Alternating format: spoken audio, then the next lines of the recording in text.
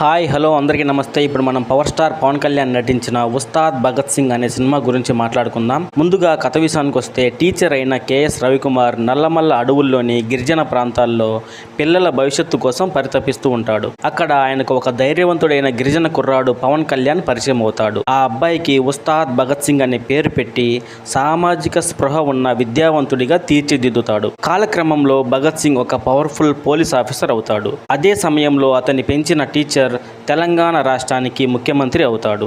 అంతా బాగుంది అనుకుంటున్న టైంలో కొందరు సీఎంని అటాక్ చేయడంతో ట్రీట్మెంట్ కోసం సింగపూర్ వెళ్తాడు. ఈ క్రమంలో ఆపద్ధర్మ ముఖ్యమంత్రిగా పార్థిబన్ బాధ్యతలు చేపడతాడు. అతని కొడుకు అటవీ ప్రాంతానికి వెళ్ళి అనుకోకుండా పోలీస్ ఆఫీసర్ అయిన ఉస్తాద్ భగత్ సింగ్ చేతికి చిక్కుతాడు. అతను చేసిన అరాచకాలకి పవన్ కళ్యాణ్ అతన్ని బందీగా ఉంచుకుంటాడు.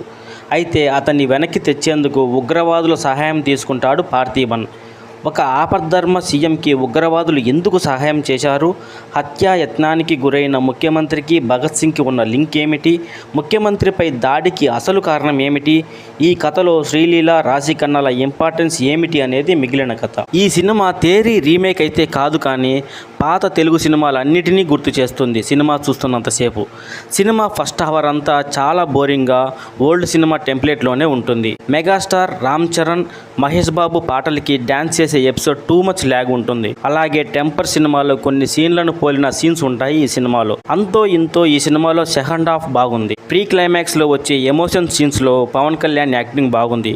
రేడియో జాకీగా శ్రీలీల యాక్టింగ్ బాగుంది. రాశిఖన్నా క్యారెక్టర్కి ఇంపార్టెన్స్ లేదు, కానీ కేవలం గ్లామర్ కోసమే ఉంది ఈ సినిమాలో. ఈ సినిమా కేవలం పవర్ స్టార్ ఫ్యాన్స్ కోసమే తీసినట్లు ఉంటుంది. కథ కానీ కథనం కానీ ఏమాత్రం కొత్తగా లేదు. ఈ సినిమాలో ప్లస్ పాయింట్స్ వచ్చేసి power star Pawan Kalyan acting, second half of the film. Minus points వచ్చేసి songs, story, screenplay, background music. ఫైనల్గా ఈ సినిమాకి నేను ఇచ్చే రేటింగ్ 2/5.